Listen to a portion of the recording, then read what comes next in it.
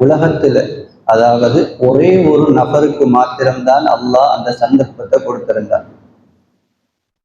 ரசூலுல்லாஹி ஸல்லல்லாஹு அலைஹி வஸல்லம் அவர்களுடைய தந்தை அப்துல்லா அவருடைய ஜனாசாவுல கலந்து கொள்ற பாக்கியமும், ரசூலுல்லாஹி ஸல்லல்லாஹு அலைஹி வஸல்லம் அவர்களுடைய தாயார் ஆமினா அவருடைய ஜனாசாவுல கலந்து கொள்ற பாக்கியமும், ரசூலுல்லாஹி ஸல்லல்லாஹு அலைஹி வஸல்லம் அவர்களுடைய ஜனாசாவுல கலந்து கொள்ற பாக்கியமும் இந்த உலகத்துல ஒரே ஒரு நபருக்கு மாத்திரம்தான் கிடைச்சிச்சு.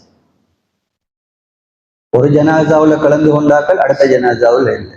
ஆனா இந்த 3 நபர்களுடைய ஜனாசாவிலும் கலந்து கொள்ளக்கூடிய பாக்கியத்தை அல்லாஹு தஆலா உலகத்துல ஒரே ஒரு நபருக்கு மாத்திரம்தான் கொடுத்தார்.